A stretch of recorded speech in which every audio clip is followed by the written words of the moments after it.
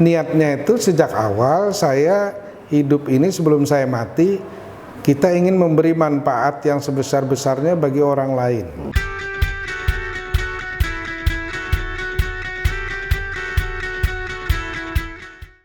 Pak, Kepala Dinas sudah, Sekdaprop sudah. Saya dari bawah. Ya, lalu ada kemudian PJ Gubernur sudah. Sekarang jadi Gubernur. apa yang saya cari lagi gitu. Nah, Gubernur dengan anak-anak prestasi. saya sudah mandiri, sudah berhasil pendidikannya. Oke. Nah, yang akhirnya membulatkan tekad Bapak untuk kembali memimpin Kaltara itu apa, Pak? Niatnya itu sejak awal saya hidup ini sebelum saya mati, kita ingin memberi manfaat yang sebesar-besarnya bagi orang lain. Memproduksi kebaikan yang banyak. Ini bukan retorika atau sosokan, bukan. Saya jamin itu niat dari hati saya dan keluarga saya. Dan itu saya buktikan dalam pendidikan di keluarga, dalam kehidupan keluarga maupun di masyarakat. Bagi yang tidak setuju maupun yang terutama yang biarin aja. Itu hak Anda. Tapi saya sudah lakukan itu dan sudah saya buktikan. Dan itu boleh dicek di kalangan ASN Kaltara ini, mereka dapat insentif. Jadi banget juga kalau saya kira bandingkan juga dengan kehidupan provinsi lain, yang misalnya kayak di Sulbar, di Maluku Utara, Bangka Belitung, APBD kita udah jauh lebih baik. Teman-teman wartawan juga boleh ngeceknya, ditanya gitu. Silahkan kalau dia berpikir objektif dan melihat realita yang ada dan baik-baik aja dan waras gitu. Insya Allah melihat kebaikan. Nah, itu mungkin ada masukan dari ibu atau anak. Kok maju lagi sih, Pak? Atau enggak, saya dengan istri saya itu diskusi terbuka. Dia juga tidak mendorong saya harus maju, enggak, terserah saya. Ya niatnya itu tadi, oh ada kita harus beri manfaat mumpung masih hidup, begini loh cara berpikirnya. Ketika saya maju 2015, itu saya sekda, penghasilan saya itu kalau saya kemarin nggak ada bandingan. Nah, saya anggota Dewan Pengawas Bangkaltim pada saat itu gajinya besar, penghasilannya besar. Itu saya tinggalkan kantor yang bagus, teman-teman di Samarinda yang bagus. Karena apa? Saya melihat di sini memang harus kita bangun. Itu tadi saya sudah diberi banyak oleh Tuhan kesempatan. Keluar negeri saya sudah sering ke banyak negara. Alhamdulillah pengetahuan saya juga rasanya cukup memadai. Saya sudah bisa mencapai gelar akademik tertinggi. Dosen juga saya sudah. Mahasiswa saya sudah jadi Bupati Malinau, jadi Wali Kota Samarinda. Apa yang saya cari? Anak saya sudah lulusan luar negeri. Kalau dari materi cukup saya. Pensiun pun saya nggak susah. Saya masih bisa ngajar jadi dosen atau konsultan gitu kan. Dengan pengalaman jabatan yang pernah saya lalui, dengan pergaulan saya. Lalu ngapain saya jadi gubernur di sebuah provinsi baru yang tidak jelas dan belum dikenal? Uangnya nggak ada, orangnya susah, harus kita didik kan? Dinyinyirin terus gitu ya? Nah, harus jadi guru di sini. Dan tantangannya banyak, bagi yang tidak mengerti pasti tidak suka atau bahkan menebar fitnah. Itu saya sudah sangat sadar dan saya ambil risiko itu. Niatnya itu, saya tidak ingin nanti mati ditanya sama malaikat atau Allah Subhanahu wa Ta'ala, "Hei Rianto, kamu udah banyak dikasih, kok kamu ego betul, nggak mau berbagi sama orang banyak." Itulah niatnya. Saya di sini ngajar orang juga pegawai untuk supaya ngerti bekerja. Pak, ngomong-ngomong nggak, saya dapat info Maret itu Bapak sudah mulai dapat pendamping gitu. Pendamping di Pilgub, Pak. Pendamping sekarang pun udah dapat. Oh, sudah dapat, Pak? Tapi nanti akan diumumkan, nggak perlu sekarang. Yang mau jadi pasangan saya juga banyak. Incumbent misalnya kan. Itu proses pemilihannya lewat apa, Pak? Survei internal kan? Enggak. Saya nggak lewat survei, saya menilai orangnya langsung aja. Yang pertama dia harus muda daripada saya, ya generasi milenial. Karena tugas pemimpin yang benar itu, dia menyiapkan generasi baru yang harus bisa lebih baik dari dia. Dia bisa harus mendidiknya, bukan ego dia aja. Saya insya Allah kalau umur saya sudah menjelang 70, mungkin saya cukup sudah sampai di situ. kecuali ada perjalanan lain memang harus kita selesaikan kalau umur masih ada. Ngapain kita cari-cari dunia berlebihan kan? Oke. Selain muda Bapak, yang kriteria dari Lah dia harus cerdas, Oke. bukan kaleng-kaleng. Ngapain jadi calon wakil gubernur kaleng-kaleng? Nggak bisa kerja gitu kan? Kerjanya hanya menebar fitnah, menjelekin orang aja untuk apa? Rugi. Nah, kita didik, dia ngerti juga aturan undang-undang, tugasnya sesuai undang-undang. Tentu kita diskusikan, tugas Anda tuh gini loh. Anggap, jangan Anda berpikir sama kayak gubernur. Karena undang-undang mengatakan wakil gubernur itu bertanggung jawab kepada gubernur. Memang dia tidak disebut bawahan. Nggak ada memang yang mengatakan wakil gubernur bawahan. Tetapi dia bertanggung jawab, ya bawahan juga sebenarnya prakteknya. Kemana-mana undang-undang juga bertanggung jawab. Dia bertanggung jawabkan apa yang ditugaskan gubernur kepada gubernur. Pelimpahan wewenang. Sebagian. Oke, kapan mulai diumumkan Pak? Ya, nanti Mulai kan kalau sudah partai pengusungnya ada deklarasi ya itu pasti muncul nama itu. Oke. Tapi orang-orang sudah tahu menduga-duga. Oh sudah ada apa namanya Pak ya? Ada. Pokoknya istilahnya muda dan melek, cerdas. Punya kemampuan, ada pengalamannya. Oke. Tidak asal-asal gitu kan. Kaleng-kaleng tadi Pak ya. Oke. Satu Dan lagi. orang itu jadi pemimpin tuh jangan suka memikirkan yang receh-receh gitu loh. Iya. Apalagi pelit, tidak mau berbagi, egois betul. Saya nggak suka itu, nggak masuk kriteria saya kamu. Tapi ini walaupun muda dia udah tahu, ngerti tata keramanya, ada sopan santun, menghargai yang lebih senior. Itu dicari. Saya juga didik anak saya seperti itu. Jadi kalau kita mau berhasil waktu sejak muda itulah kelihatan wataknya, karakternya, ya. Sehingga dia nanti mendapatkan sesuatu itu bukan karena dengan cara menghasut atau memfitnah, tapi karena dia memang dipilih atas kebaikan dirinya. Pak, kita ngomongin soal corona Pak. Beberapa daerah sudah mulai ada yang lokal lockdown, kemudian ada yang meliburkan siswa untuk belajar di sekolah. Nah, dengan corona mungkin di Indonesia, apa antisipasi dari pemerintah? Sejak awal kita udah antisipasi, cuma kan ya kita apapun kita tetap bersyukur lah. Kaltara ini relatif tidak separah seperti di banyak daerah di Pulau Jawa. Ya karena wilayah kita luas, penduduk kita juga nggak banyak. Tapi kita tetap waspada, tidak panik dan antisipatif, responsif. Nah, saya sudah perintahkan Dinas Kesehatan melakukan langkah-langkah sejak corona itu diumumkan ada.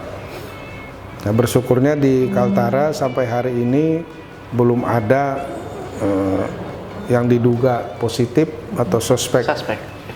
Yang saya sesalkan itu sejak corona ada ini, masyarakat kita di seluruh Indonesia ini senang sekali membuat berita-berita bohong di media sosial, menyesatkan. Kadang-kadang juga diskusinya tidak produktif. Nah itu harusnya kita cegah. Sementara belajar dari bangsa lain, terutama Cina, Itali, mereka sangat kompak dan taati instruksi yang dilakukan oleh pemimpinnya dan pemerintahnya. Nah, di kita ini bahkan saya ikuti di media sosial baik WA group maupun Facebook atau apapun ada yang ngolok-ngolok, ada yang bercandaan gitu. Karena belum kena. Pertama kita berada di daerah perbatasan. Nah, perhatian khusus kita mintanya untuk daerah Nunukan. Karena Nunukan itu mobilitas orang di perbatasan paling tinggi, terutama dari Sabah. Di samping juga Nunukan itu ada di Krayan dan di Sebatik dan Nunukan sendiri. Kenapa? Karena informasi terakhir yang saya dapatkan baik dari teman saya yang tinggal di kota Kinabalu maupun dari berita-berita internet atau media online, di Sabah ini sekarang sudah sangat meningkat korban atau orang yang terkena positif mengidap virus corona ini. Saya lupa angkanya tapi puluhan. Bahkan di Tawau katanya udah ada 9. Dan Tawau itu dekat sekali, cuma 15 menit naik speedboat dari Sungai Pancang Sebatik. Nah ini yang harus kita cegah, interaksi orang. Sementara pemerintah Sabah, negara bagian Sabah ini hampir tiap minggu mendeportasi tenaga kerja kita yang ada di sana. Ini juga harus diwaspadai. Makanya besok kita diskusikan pertama dengan Pemkab Nunukan, dengan semua instansi terkait, itu mulai dari imigrasi, bea cukai, dinas kesehatan, termasuk pelabuhan, kepala rumah sakit. Itu kita langkah apa yang pas, kita menampung saran-saran, apakah perlu lockdown lokal ataukah tidak perlu. Kita kaji apakah lockdown itu tidak menambah kepanikan. Kita lihat juga apakah lokasi di daerah-daerah kabupaten itu memang parah atau tidak. Karena lockdown itu dampaknya banyak ke ekonomi masyarakat dan kegelisahan. Orang misalnya diisolasi di rumahnya, nggak boleh keluar seperti yang ada di kota Milan, Italia. Dan Italia secara keseluruhan sekarang terisolasi, ada 60 juta penduduk Italia. Keluar rumah itu harus izin, kalau tidak izin bisa ditangkap. Itu kan menyedihkan dan susah, orang kita manusia makhluk sosial kan. Jadi kita memang ingin membuat ini kita antisipatif responsif tapi tetap tenang, dan juga tidak kalah penting mengajak berdoa. Saya 2 malam yang lalu mengadakan sholat hajat di rumah jabatan dengan teman-teman para ASN. Doa itu penting, karena kita yakin segala sesuatu yang terjadi di dunia ini kan semua datang dari Yang Maha Kuasa, Allah Subhanahu wa Ta'ala. Itu satu. Yang kedua, kita perlu langkah-langkah ikhtiar, istilah bahasa ada ikhtiar langit, ada ikhtiar bumi gitu. Ikhtiar manusia, pencegahan. Tentu kita harus mendatangkan ahlinya atau kita ada obat-obat, anjuran-anjuran yang sesuai pengalaman empiris maupun medis yang sudah teruji. Kita lakukan, kita anjurkan cuci tangan pakai antiseptik, itu makanya disiapkan ya. Tiap kantor, di tiap tempat publik, di rumah-rumah itu menghimbau masyarakat untuk menjaga kebersihan. Lalu jangan berinteraksi dengan terlalu banyak di keramaian. Sekarang pun berjabat tangan kan kita anjurkan tidak perlu terlalu sering, bukan menghambat. Tapi sementara ini sih kehidupan masyarakat di Kaltara relatif normal. Kita monitor juga harga sembako juga tidak ada gejolak yang berlebihan, bahwa harga turun naik itu biasa. Dan kita juga tidak ada misalnya masyarakat yang ingin beli menumpuk sembako, itu kita tindak. Yang paling penting juga ya kita mencegah bagaimana daerah-daerah yang terkena wabah seperti tetangga kita Sabah itu, kita bagaimana mengawasinya, jangan terlambat. Tapi saya tetap optimis lah ya, bahwa Kaltara memang kita harus tetap waspada. Kita berdoa semoga tidak ada warga kita yang terkena ini. Kalau ada ya harus kita obati cepat. Rumah sakit yang khusus. Nah, pemerintah sudah menetapkan di Kaltara 2 rumah sakit, yaitu Rumah Sakit Umum Daerah Provinsi di Tarakan. Fasilitasnya sudah cukup lumayan memadai, tenaganya juga cukup bagus, sudah masuk akreditasi rumah sakit. Yang kedua ada Rumah Sakit Kabupaten Bulungan yang terletak di ibu kota provinsi ini. 2 rumah sakit itu. Tapi saya juga nanti mau mengusulkan mungkin perlu juga ditambah dengan rumah sakit di Nunukan. Ya. Karena itu daerah perbatasan kan untuk rujukannya. Tentu pemerintah ya harus mengeluarkan. Dan saya setuju dengan Pak Presiden. Jadi dalam menghadapi situasi seperti ini, anggaran yang kita miliki entah APBN maupun APBD bisa kita gunakan dengan tetap mematuhi aturan perundang-undangan melalui kebijakan diskresi kepala daerah atau presiden. Anggaran yang ada itu kita revisi untuk mencegah perluasan ini, yang penting untuk kepentingan rakyat dan bisa dipertanggungjawabkan. Makanya kita menyamakan persepsi besok itu. Jadi kalau diperlukan misalnya kita belum ada dana karena memang kita terbatas, ya anggaran yang ada kita revisi. Atau kita kalau perlu menempuh langkah minta persetujuan DPRD mendahului penetapan anggaran, kita menggunakan anggaran yang ada itu untuk biaya, karena cukup banyak nanti. Ya. Pencegahannya lebih banyak. Ya. Nah, tapi kalau kondisinya semakin memburuk, persiapannya apa, Pak? Ya persiapannya itu tadi, kita rumah sakit sudah ada kan. Itu. kita akan meningkatkan penyiapan tenaga-tenaga kesehatan yang ada, dokter-dokter, perawat, lalu mencegah ya terburuknya kita mungkin beberapa wilayah yang terinfeksi itu kita lakukan isolasi secara terbatas. Mungkin meliburkan anak sekolah, ujian ditunda, ujian nasional. Tapi sementara ini kita belum menganggap penting, belum menganggap itu darurat betul. Jadi ujian sekolah SMK masih berjalan Sampai selesai. selesai. Rapat-rapat di kantor masih. Tentu perjalanan dinas ke luar negeri kita tunda atau kita batalkan.